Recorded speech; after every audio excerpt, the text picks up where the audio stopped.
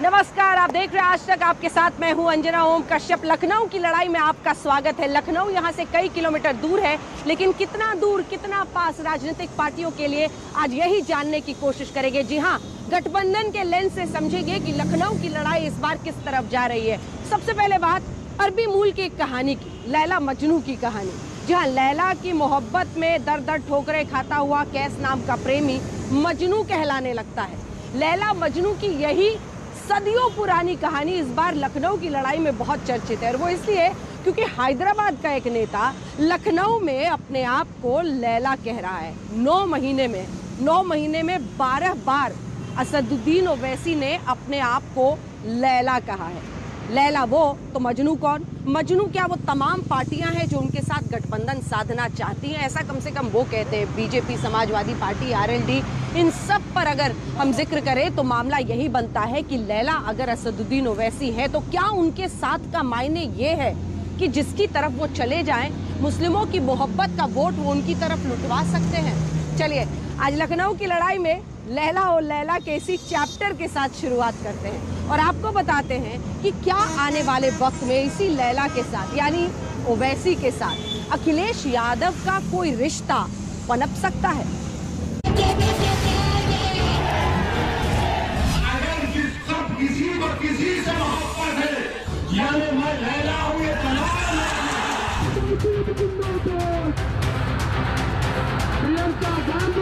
हर TV के interview में असदुद्दीन ओवैसी के मजनू बन चुके हैं और बार बार लैला को याद करते हैं।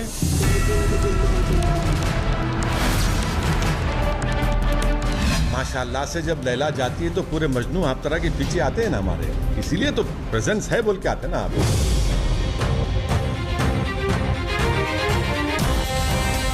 भारत की राजनीति में अगर कोई लैला है तो मैं हूं और मेरे कई मजनू हैं।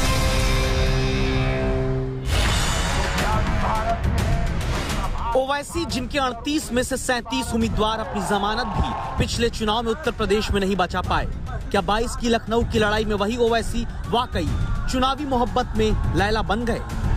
उत्तर प्रदेश के मुख्यमंत्री जो हर टीवी के इंटरव्यू में असदुद्दीन ओवैसी के मजनू बन चुके हैं और बार बार लैला को याद करते हैं। ओवैसी जिनके लिए पौने 5 साल पहले यूपी में आधा फीसदी भी मुस्लिम मतदाता अपना वोट नहीं लुटा सका, फिर किस दम पर ओवैसी खुद को लैला बाकी हर दल को मजनू बताते फिरते हैं? माशाल्लाह से जब लैला जाती है तो पूरे मजनू आप तरह के पीछे आते हैं ना हमारे, इसीलिए तो प्रेजेंस है बोल के आते हैं ना आप तो हर एक के पीछे नहीं जाते ना। लखनऊ की लड़ाई में ऐसा कौन सा अलादीन का चिराग ओवैसी ले आए जिसके दम पर अगले 60 से 90 दिन के भीतर यूपी में मुस्लिम वोट की बहार का जिन खुद के लिए निकलता देखने लगे, कहने लगे, हाँ मैं हूँ लैला बाकी मजनू। कह रहा हूं कि भारत की राजनीति में अगर कोई लैला है तो मैं हूं और मेरे कई मजनू हैं। उत्तर प्रदेश में मतदाता 14 करोड़ से ज्यादा, यूपी में मुस्लिम वोटर करीब 3 करोड़ 80 लाख, मुस्लिम वोटर में पुरुष करीब 2 करोड़, मुस्लिम वोटर में महिलाएं करीब 1 करोड़ 80 लाख। क्या यही वोटों का वो अफसाना है जिसके दम पर ओवैसी कहते हैं कि वो लैला हैं और मजनू उनका जमाना है? हमारा हाल तो ऐसा है कि योगी बोलते ये समाजवादी का एजेंट, अखिलेश बोलते ये बीजेपी का एजेंट, कांग्रेस बोलते ये बी टीम। तो एक बात तो मालूम हो गई कि पूरे उत्तर प्रदेश और पूरे भारत में अगर किसी को किसी से मोहब्बत है, यानी मैं लैला हूं, ये लखनऊ की लड़ाई में लैला मजनू वाली इस कहानी में ओवैसी के मुताबिक अगर वो लैला है तो क्या मजनू वो बीजेपी, समाजवादी पार्टी, बीएसपी और कांग्रेस को कहते हैं? बीजेपी के साथ सीधा सियासी गठबंधन अपनी मोहब्बत में तो कभी उनसे संभव नहीं। आखिर राजनीति ही दोनों की एक दूसरे के खिलाफ की जमीन पर चलती है। बीएसपी के साथ अभी बाहर कोई चर्चा आई नहीं, कांग्रेस के साथ अभी गलबहिया की खबरें हैं नहीं। हाँ, समाजवादी पार्टी के साथ अभी तो सीधे इनकार की बात चलती है, लेकिन क्या आगे कोई इकरार हो सकता है? आपको अगर भागीदारी देने की बात होगी तो समाजवादी लोग आपके साथ खड़े दिखाई देंगे, यही लड़ाई तो हम लड़ना चाहते हैं, इसीलिए जोड़ रहे हैं, लगातार जोड़ रहे हैं, सबको जोड़ा है। ओम प्रकाश राजभर जी को भी साथ ले आए, महान दल को भी साथ ले आए, कृष्णा पटेल जी का भी दल साथ ले आए, और आप लोग भी साथ हैं। जब इतने लोग साथ हैं और सब दल के झंडे हमारे साथ हैं, तो इतनी रंग बिरंगी पार्टी किसी के पास नहीं होगी। इतने रंगों को जोड़ करके आगे चलने का काम किसी ने नहीं किया होगा। समाजवादी लोग सब रंगों को जोड़ करके एक शानदार और खूबसूरत गुलदस्ता बनाना चाहते हैं। ये बात सच है कि समाजवादी पार्टी का रंग बिरंगा गठबंधन बढ़ता जा रहा है। चर्चा चहुओर है कि 7 दिसंबर को पश्चिमी यूपी में आरएलडी के हैंडपंप और साइकिल का मिलन हो जाएगा। पीले रंग वाले सुहेल देव भारतीय समाज पार्टी के ओम प्रकाश राजभर पहले से अखिलेश के साथ हैं। महान दल के केशव मौर्य जुड़ चुके हैं। अपना दल कमेरावादी की कृष्णा पटेल साथ आ चुकी हैं। आगे सफेद टोपी और झाड़ू वाली आम आदमी पार्टी के साथ भी शहरी वोटर को जुटाने के मकसद से साइकिल का गठबंधन हो सकता है। इतने सारे रंग के बीच क्या अखिलेश यादव का कोई सियासी रिश्ता ओवैसी के साथ भी बन सकता है? इस सवाल को एक नजर से देखेंगे तो लगेगा ये तो बहुत मुश्किल है, या इस बात को सिरे से खारिज भी समाजवादी पार्टी अब तक करती आई कि ओवैसी के लिए दरवाजे बंद हैं। मैं आपसे वादा कर रहा हूं कि इंशाअल्लाह ओवैसी भी अपनी रैलियों में अब तक सीधा अटैक अखिलेश यादव और समाजवादी पार्टी पर करते आ रहे हैं। उत्तर प्रदेश के मुसलमानों, तुम 19% हो और उसके बावजूद भी ना तुम्हारी वोट की अहमियत, ना तुम्हारी जान की कीमत। से गुजारिश है कि मर्ज का इलाज हमारे पास है, ये मर्ज का इलाज हमारे पास है, और उस मर्ज का इलाज न समाजवादी पार्टी के पास है, न कांग्रेस के पास। फिर क्यों यूपी में ओवैसी के समाजवादी पार्टी के साथ आने की चर्चा उठी? उस चर्चा का कारण बनने के पीछे है ये चेहरा। अखिलेश यादव को सत्ता की चांदी दिलाने के लिए चांदी रूपी मुकुट पहनाने वाले ओम प्रकाश राजभर, जो हर हाल में यूपी में अखिलेश यादव को मुख्यमंत्री बनाने की बात करते हैं। अब तो जनता मन बना ली है, कह रही है कि जब तक भाजपा की विदाई नहीं तब तक कोई ढिलाई नहीं। ये मन बना ली जनता। ओम प्रकाश राजभर वो व्यक्ति हैं जो पहले ओवैसी के साथ ही गठबंधन करना चाहते थे। बाद में अखिलेश यादव के साथ पूर्वांचल में राजभर वोट का गणित बैठाने के लिए ओपी राजभर जुट गए। यही राजभर लखनऊ की लड़ाई जिताने के लिए ओवैसी को अखिलेश के साथ आने की बात करते आ रहे हैं। बंधन भागीदारी संकल्प मोर्चा से है, और मैं अपने साथियों से बार बार कहता हूं कि देखो 100 सीट लड़ने से बढ़िया है कि हम 10 लड़ें, 10 जीते। 100 लड़के हम एको न जीतना तो उससे क्या मतलब है? अभी भी हमारा प्रयास है कि हमारे साथी सपा और भागीदारी संकल्प मोर्चा गठबंधन है, सब लोग, जो सबकी मंशा है कि हम बीजेपी के खिलाफ हैं, तो बीजेपी के खिलाफ तो मोर्चा हमने बांध दिया। अब इस मोर्चा से सरकार बनने जा रही है, तो अब आप लोग भी आइए, इसी में सरकार में शामिल होइए। पहले समझते हैं अब कि ओवैसी को क्यों इतना गुमान है कि वो राजनीति की वो लैला है जिसके पीछे दीवाने हैं बाकी राजनीतिक दल। क्या इसकी वजह मुस्लिम वोटर हैं, जिनके बीच ओवैसी अब तक प्रचार करते हुए सिर्फ और सिर्फ धर्म केंद्रित होकर वोट मांगते हैं? उत्तर प्रदेश में इसलिए आया हूं और इंशाअल्लाह ताला आता रहूंगा, उस वक्त तक आता रहूंगा जब तक कि मेरे जिंदगी का एक बहुत बड़ा मकसद है कि उत्तर प्रदेश में बल्कि भारत के हर उस मुकाम पर जहां पर मुसलमान बसता है वहां पर उनके सियासी लीडरशिप को बनाएंगे। अल्लाह हमारी मदद करेगा, अल्लाह कामयाब। लैला लैला करने वाले ओवैसी दरअसल मुस्लिमों को उनकी ताकत याद दिला रहे हैं। ताकत जो उत्तर प्रदेश की 143 सीटों पर असर रखने वाले मुस्लिम वोटर की है। ताकत जो 70 सीटों पर 20 से 30% वाले मुस्लिम वोटर की है।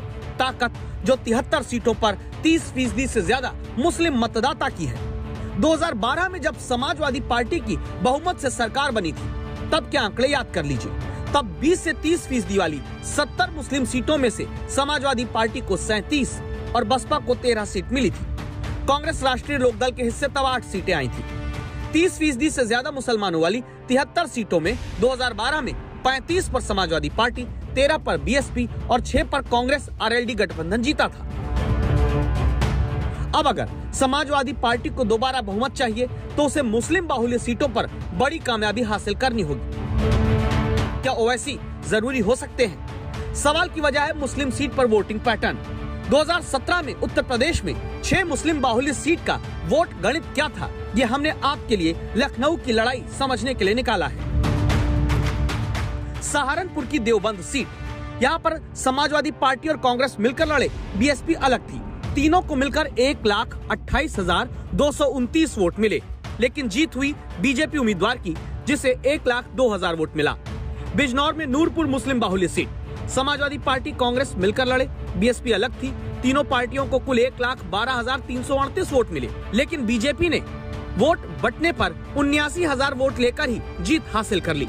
मेरठ की दक्षिण मुस्लिम वर्चस्व वाली सीट पर सपा कांग्रेस मिलकर और बीएसपी अलग होकर लड़े, कुल 1,76,947 वोट मिला। मुस्लिम वोट बंट गया, बीजेपी उम्मीदवार 1,13,000 वोट पाकर जीत गया। बहराइच में नानपारा की मुस्लिम वोटर की अधिकता वाली सीट, सपा कांग्रेस को मिलकर और बीएसपी के अलग लड़ने पर कुल 84,298 वोट तीनों दल लाए। वोट बंट गया, बीजेपी उम्मीदवार 72,000 वोट लेकर जीत गया। बलरामपुर में उतरौला की सीट पर बीजेपी उम्मीदवार 85,000 वोट लेकर ही जीत गए, जबकि सपा कांग्रेस को एक साथ और बीएसपी को अलग लड़ने पर 1 लाख से ज्यादा वोट मिले थे। यानी मुस्लिम सीट पर वोट बंटने का सीधा फायदा बीजेपी को मिलता है। इस बार क्या वही नुकसान समाजवादी पार्टी को मुस्लिम सीट पर ओवैसी नहीं पहुंचाएंगे, जो मुस्लिम बाहुल्य सीट पर ही चुन चुनकर पूरी उम्मीद है कि अपने उम्मीदवार उतारने जा रहे हैं।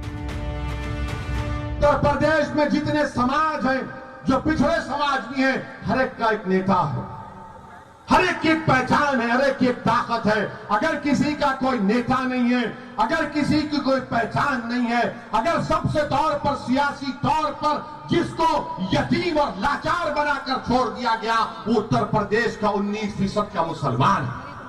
बताओ तुम्हारा नेता कौन है उत्तर प्रदेश में? अब आगे किसी भी हालत में रत्ती भर की गुंजाइश रखते हुए कुछ सीटों पर किसी भी तरह से अंदर खाने या बाहर से समझौता ओवैसी और समाजवादी पार्टी के बीच होता है तो भी फायदा बीजेपी ही उठाएगी, क्योंकि तब वो इसे सीधे मुस्लिम वोटों के लिए विरोधियों की एकजुटता बताकर बहुसंख्यक वोट को अपनी तरफ मोड़ देगी।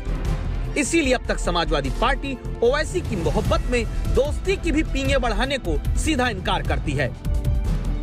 समाजवादी पार्टी के माननीय राष्ट्रीय अध्यक्ष जी ने हरदोई में शायद आप लोगों से ही बात करते करते इस बात को साफ किया था कि वो गठबंधन का हिस्सा नहीं होंगे। अयोध्या भी भारत में है, फैजाबाद भी भारत में है। फिर क्या ओवैसी की पॉलिटिक्स अभी लखनऊ की लड़ाई में वो बॉल है जिसे खुद अपनी तरफ लपकने की बजाय दूसरे की तरफ उछालने से फायदा ज्यादा है? क्या इसीलिए ओवैसी को अब तक हर दल एक दूसरे की बी टीम और एजेंट कहता है? ओवैसी खुद को लैला, बाकी को मजनू।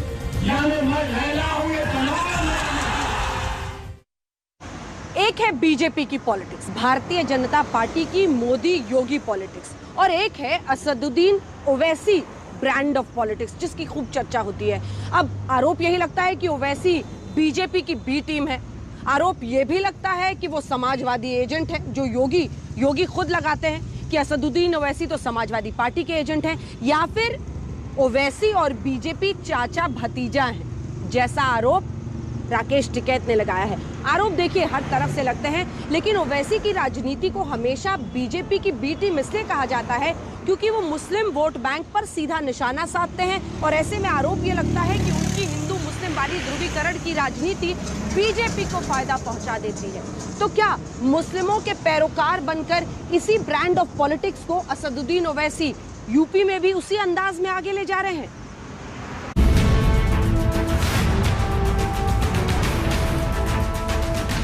ओवैसी समाजवादी पार्टी के एजेंट बन करके प्रदेश में भावनाओं को भड़काने का कार्य कर रहे हैं। जिनके आप नाम ले रहे हैं, क्या वो भारतीय जनता पार्टी को हराना चाहते हैं? फैसला कर लीजिए कि ओवैसी किसका एजेंट है।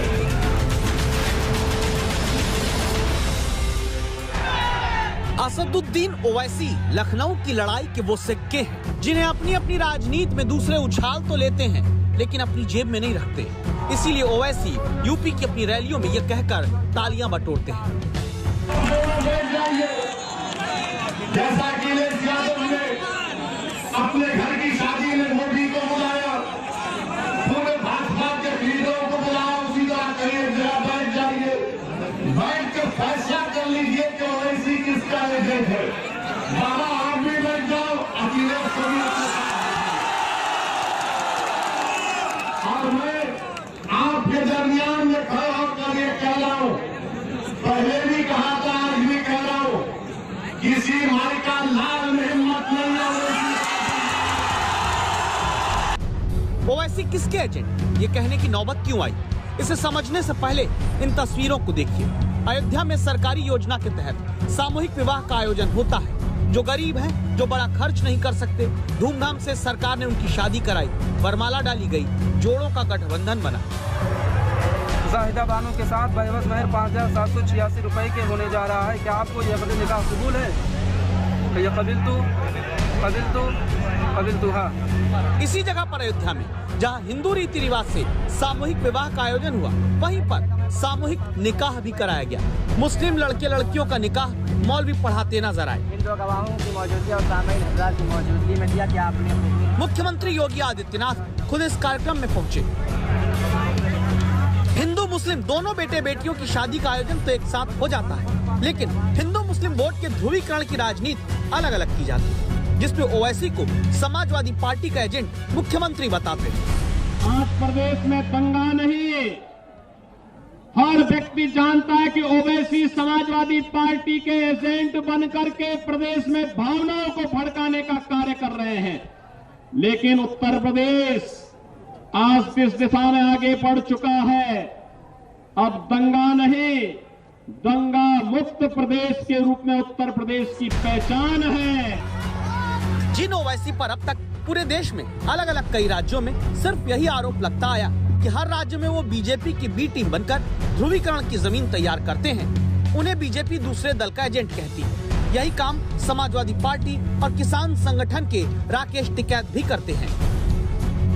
देखिए, उत्तर प्रदेश है और भारतीय जनता पार्टी हर तरह की साजिश और षड्यंत्र करेगी जिससे कि भारतीय जनता पार्टी की हार न हो।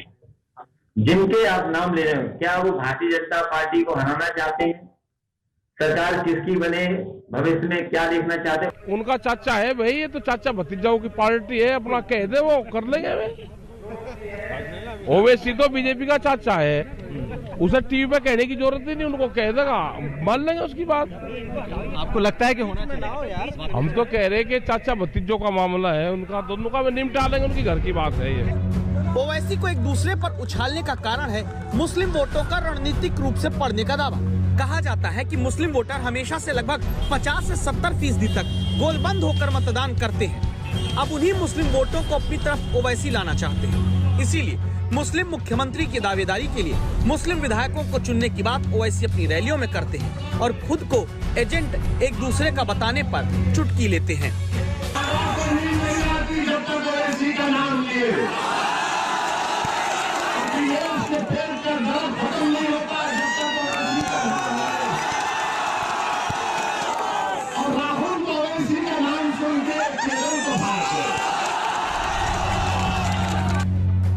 मायावती का नाम इस बयान में ओवैसी ने नहीं लिया। बिहार के चुनाव में मायावती की पार्टी ने ओवैसी के साथ मिलकर चुनाव लड़ा था। यूपी में इसके कयास पहले ही बीएसपी खत्म कर चुकी है। मुस्लिम वोट पर बीएसपी की ताकत लगातार घटती भी जा रही है। यही वजह है कि अब मायावती ने अभी अपना सारा फोकस SC/ST सीटों पर लगा दिया। उत्तर प्रदेश में बीएसपी की नजर मुस्लिम सीट से ज्यादा 86 SC/ST सीट पर है, जहां वो दलित और ब्राह्मण वोट की जुगलबंदी से प्रदर्शन बेहतर करना चाहती है। आपको मुसलमानों को बहलाने के लिए उत्तर प्रदेश के मुसलमानों को, बल्कि भारत के मुसलमानों को बहलाने के लिए, फुसलाने के लिए हमारे हाथ में खिलौना दे दिया गया कि मुस्लिम वोट बैंक है, मुस्लिम वोट बैंक है। बीएसपी हार गई तो जब हारते कहते मुसलमान ने वोट नहीं दिया। हकीकत यह है कि उनको हमारे हिंदू भाई और बहनों ने वोट नहीं दिया। ये बात राजनीतिक जानकार कहते आए हैं कि ओवैसी के अच्छे प्रदर्शन से अखिलेश की पार्टी को यूपी में नुकसान हो सकता है। तो अब सवाल है कि आखिर ओवैसी किसके है? एक्सपर्ट का मानना है कि ओवैसी दरअसल अपने खुद के ही वो एजेंट हैं जो 8 साल पहले एक शहर की पार्टी कही जाने वाली AIMIM को अब देश के सबसे बड़े चुनावी राज्य में भी स्थापित करना चाहते हैं। इसी बहाने अपने राष्ट्रीय विस्तार के साथ ओवैसी खुद को राष्ट्रीय स्तर पर मुस्लिमों का सबसे बड़ा नेता बनाना चाहते हैं। ओवैसी के लिए किसी पार्टी की जीत से ज्यादा मुस्लिम समुदाय के एक प्रमुख प्रखर चेहरे के तौर पे उभरना ये ज़्यादा मायने रखता है, क्योंकि उनकी पार्टी का कोई पहचान या कोई किसी तरह का कोई प्रेजेंस आंध्र प्रदेश और हैदराबाद के बाहर तो नहीं है, लेकिन इसके बावजूद जब वो अपनी पार्टी के लिए प्रचार करते हैं या पार्टी के बारे में बात करते हैं तो वो मुस्लिम कम्युनिटी के लोगों को ही इनवाइट करते हैं, बुलाते हैं और अपने साथ जोड़ने का आह्वान करते हैं। क्या सच्चाई यही है कि ओवैसी अपनी राष्ट्रीय मुस्लिम नेता वाली छवि बनाने के लिए उन मुद्दों को उछालते हैं जिनसे ध्रुवीकरण का मैदान तैयार होता है? ओवैसी की सियासत चमकती है, विरोधी ओवैसी को एक दूसरे का एजेंट बताते हैं। ओवैसी खुद को राजनीति की लैला कह लेते हैं और समर्थक उनको शेर बोलते हैं।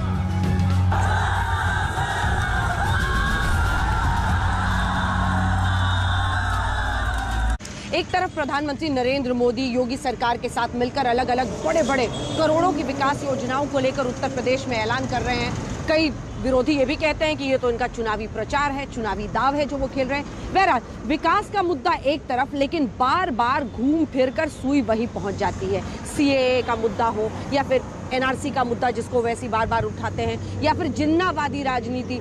जिन्ना का आना तो हर बार चुनाव में जैसे अब भारत में निश्चित हो चुका है, लेकिन इन सब के बीच सवाल यही उठता है कि क्या विकास और असल मुद्दों का जो क्रेडिट डेबिट कार्ड है उससे ज्यादा धर्म का कार्ड चलता है, धर्म का विक्टिम कार्ड चलता है? ये सवाल इसलिए क्योंकि एक कहावत है, भय बिन होए न प्रीत। क्या भय दिखाकर मुस्लिम वोट बैंक को अपनी तरफ खींचने की कवायद होती है? ये सवाल हम इसलिए पूछ रहे हैं क्योंकि लगातार असदुद्दीन ओवैसी ये कह रहे हैं कि उत्तर प्रदेश में हम फिर से शाहीन बाग बना देंगे।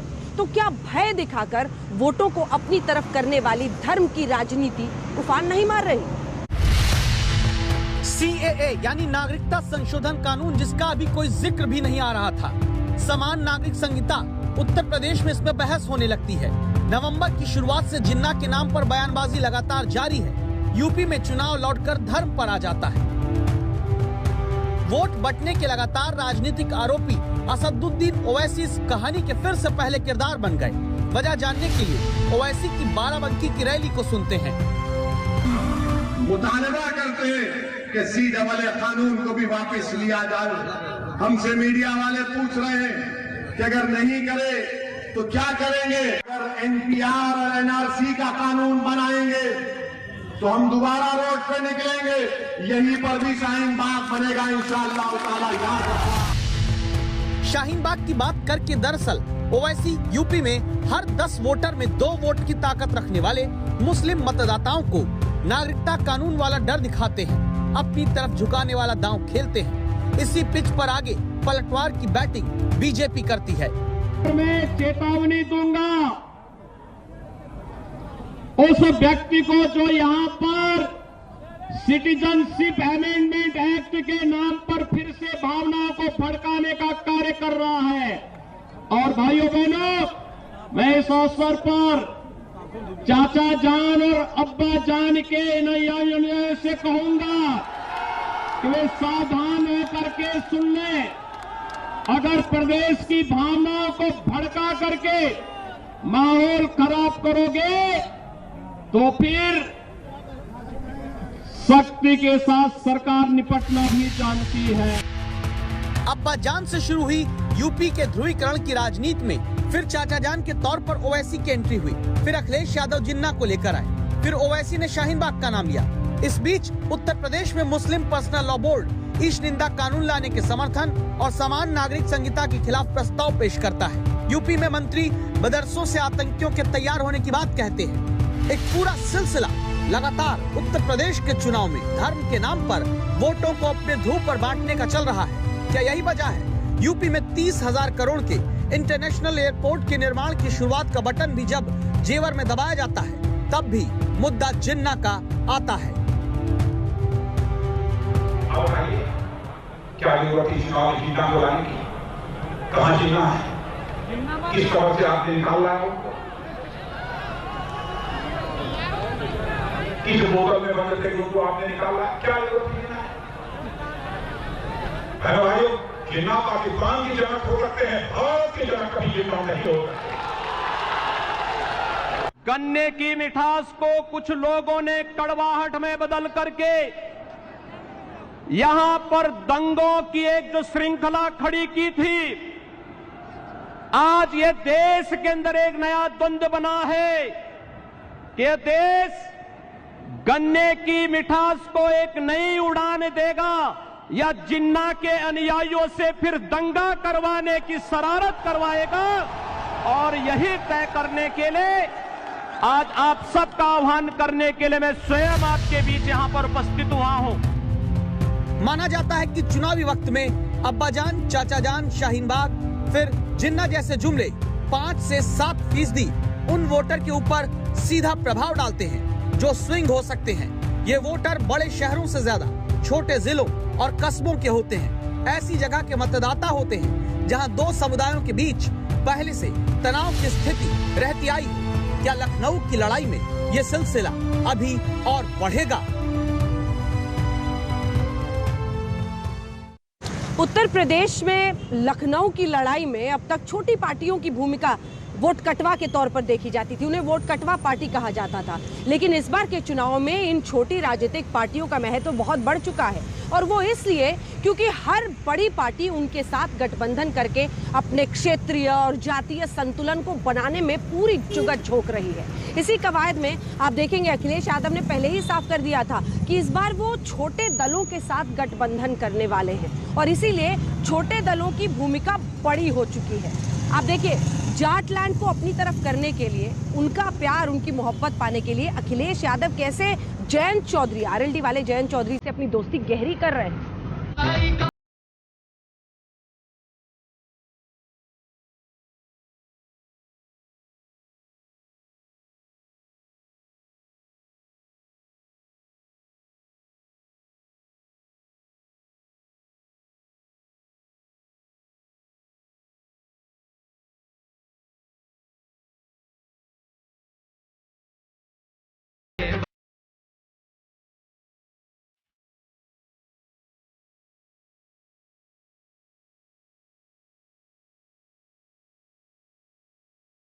क्या 2022 के चुनाव में अखिलेश यादव बीजेपी को उसी के हथियार से खदेड़ पाएंगे?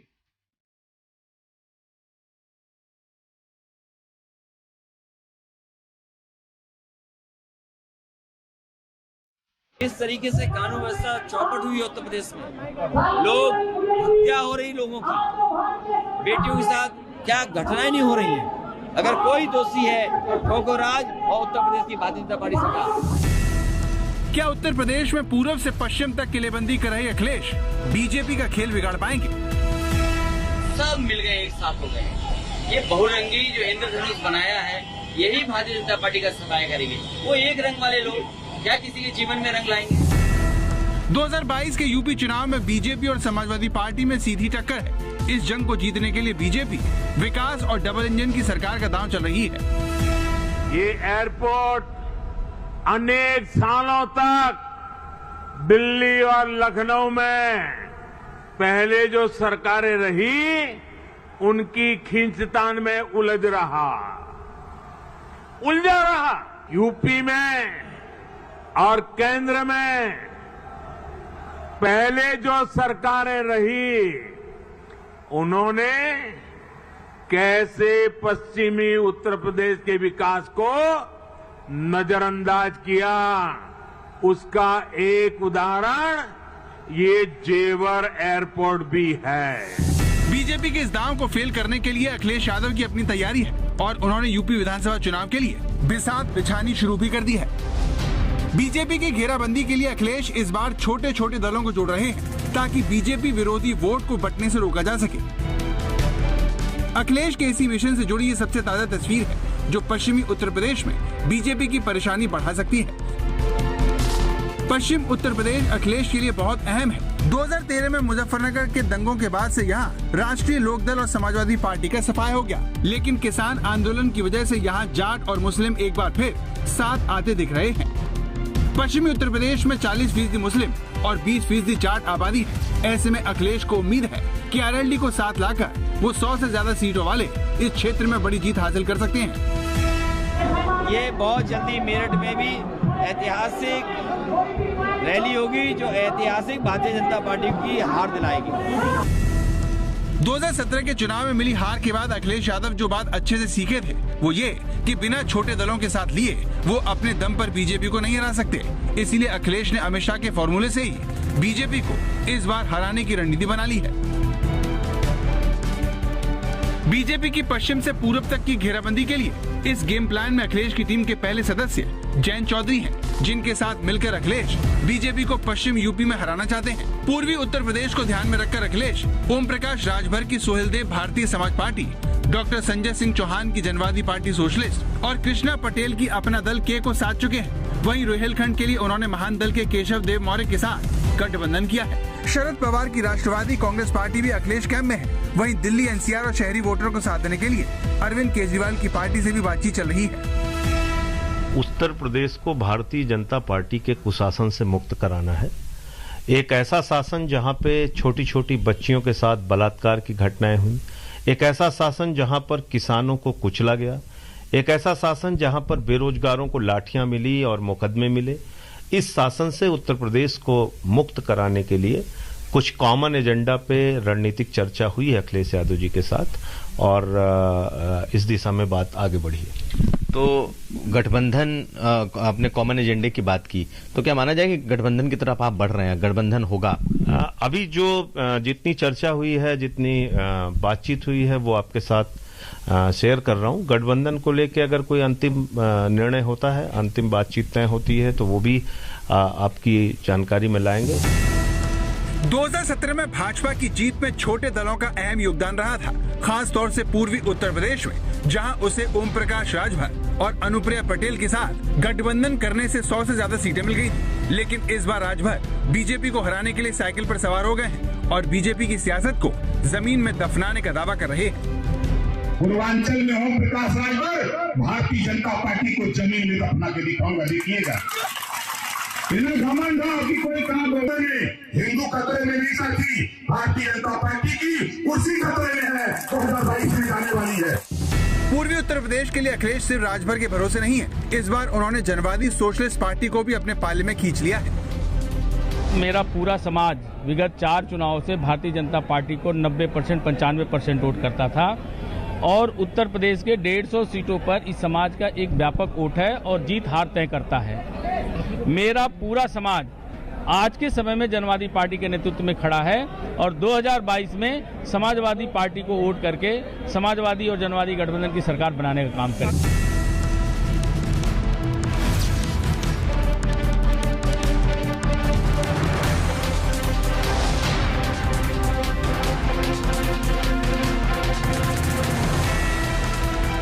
पूर्वी उत्तर प्रदेश के आजमगढ़, मऊ, चंदौली और गाजीपुर के आसपास में चौहान और लोनिया समाज की 20 सीटों पर अच्छी खासी आबादी है, जिसे कैच करने के लिए अखिलेश डॉक्टर संजय चौहान को पूरा सम्मान दे रहे हैं।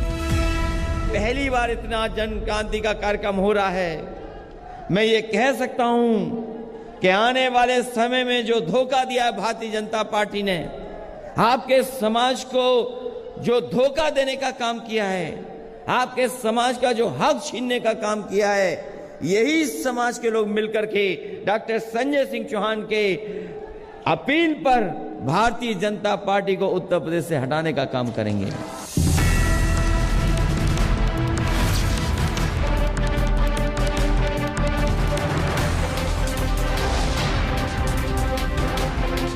बीजेपी को शिकस्त देने के लिए 25 नवंबर को लखनऊ के रमाबाई अंबेडकर मैदान में जनवादी सोशलिस्ट पार्टी की रैली में अखिलेश ने ये बात कही और चौहान और लोनिया समाज को 2022 में पूरी ताकत से साइकिल के पक्ष में वोट डालने को कहा कि जिस समय वोट डाला जाएगा तो एक वोट तो ये डालेंगे अपने अपमान का जो धोखा दिया है और दूसरा वोट साइकिल की रफ्तार बढ़ाने के लिए वोट डालेंगे।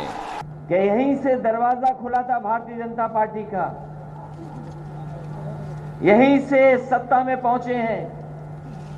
इस बार उत्तर प्रदेश की जनता ने तय किया यहीं से दरवाजा बंद होगा और सत्ता से बाहर होंगे। ये चुनाव जो 22 का होने जा रहा है वो मामूली चुनाव नहीं है। उत्तर प्रदेश की चुनावी राजनीति में वोटों का बंटवारा सबसे अहम मुद्दा होता जा रहा है। सूबे के सभी बड़े सियासी दलों ने अपने वोट पॉकेट बना लिए हैं। इस वोट बैंक को बचाए रखने की वो लगातार कोशिश भी करते रहते हैं, लेकिन कांटे की होती जा रही इस टक्कर में क्षेत्रीय दलों की भूमिका काफी अहम हो गई है। यही नारा आज का है कि नहीं चाहिए भाजपा। आज कोई वर्ग हो, आज हर वर्ग के लोग दुखी हैं। इतना अन्याय, इतने दुख तकलीफ किसी सरकार ने नहीं दी होगी। समाजवादी पार्टी ने बीजेपी को हराने के लिए 2017 में कांग्रेस और 2019 में मायावती से गठबंधन किया था, लेकिन इन दोनों ही गठबंधन का कोई ठोस परिणाम निकलकर सामने नहीं आया था। ऐसे में समाजवादी पार्टी में एक धड़ा ऐसा भी है जो इस बात को लेकर बहस कर रहा है कि जब बड़े दलों के वोट को पार्टी अपनी तरफ नहीं ला सकी तो इन छोटे दलों को साथ लाने से क्या फायदा होगा। अभिषेक मिश्रा, लखनऊ, आज तक। तो देखा आपने, अखिलेश यादव की ये कोशिश है कि छोटे दलों के साथ वो गठबंधन करें और अपनी पार्टी को मजबूत करें, लेकिन सवाल यही है कि क्या इससे उनकी पार्टी मजबूत होगी। ये सवाल इसलिए पूछा जा रहा है क्योंकि छोटे दलों के साथ वो गठबंधन कर रहे हैं, लेकिन अब पार्टी के अंदर से भी कई लोग सवाल पूछ रहे हैं कि पिछली बार आपने ये कोशिश की थी कि बीजेपी के खिलाफ जो वोट है वो बटे नहीं, आपने कांग्रेस और बीएसपी के साथ गठबंधन किया था। जब कांग्रेस और बीएसपी का वोट ट्रांसफर नहीं हुआ समाजवादी पार्टी को, तो छोटी पार्टियों का कैसे होगा।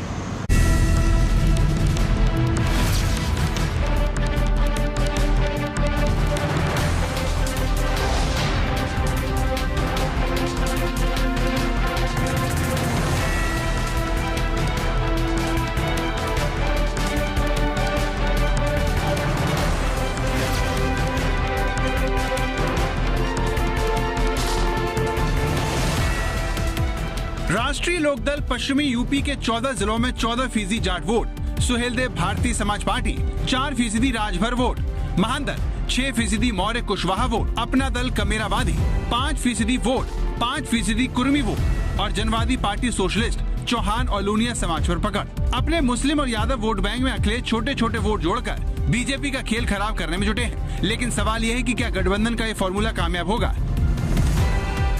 इसकी सबसे बड़ी वजह साल 2017 के विधानसभा चुनाव है, जब अखिलेश यादव ने यूपी में दोबारा सरकार बनाने के लिए राहुल गांधी के साथ मिलकर चुनाव लड़ा था।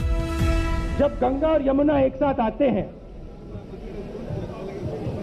तो सबके सब सवाल खत्म हो जाते हैं।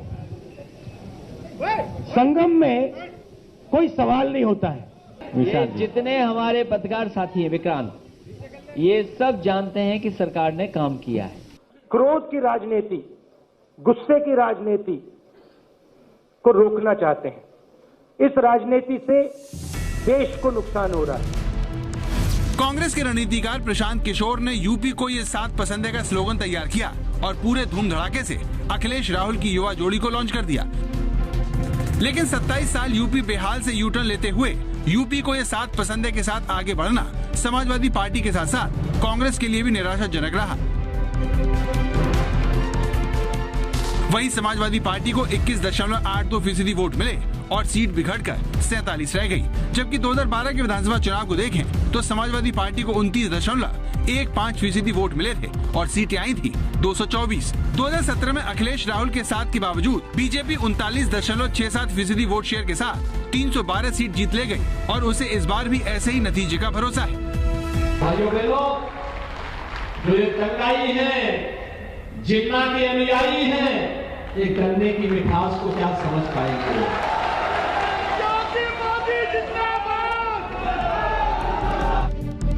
अखिलेश ने बीजेपी को हराने के लिए एक और प्रयोग साल 2019 के लोकसभा चुनाव में किया, जब उन्होंने विपरीत विचारधारा के बावजूद बहुजन समाज पार्टी के साथ चुनावी समझौता किया। बसपा के साथ गठबंधन के बाद माना जा रहा था कि अखिलेश मायावती की जोड़ी भाजपा को बड़ा नुकसान पहुंचाएगी, लेकिन यहाँ भी अखिलेश को निराशाई हाथ लगी।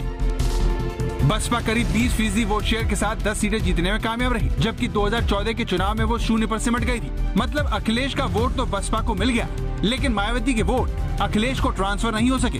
कांग्रेस के साथ 2017 के विधानसभा चुनाव में भी यही हुआ था और समाजवादी पार्टी के लिए वोट ट्रांसफर करवाना सबसे बड़ा मुद्दा बन गया। शायद इसीलिए अखिलेश ने बड़े दलों से तौबा कर ली।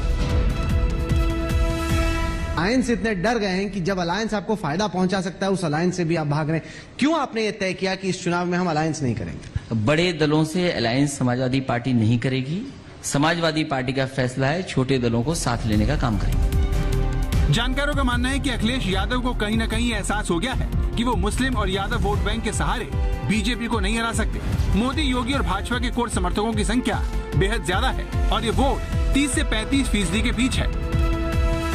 हमारे देश में कुछ राजनीतिक दलों ने हमेशा अपने स्वार्थ को सर्वोपरि रखा है। इन लोगों की सोच रही है अपना स्वार्थ, सिर्फ अपना खुद का, परिवार का या जहां रहते उस इलाके का, उसी को वो विकास मानते थे।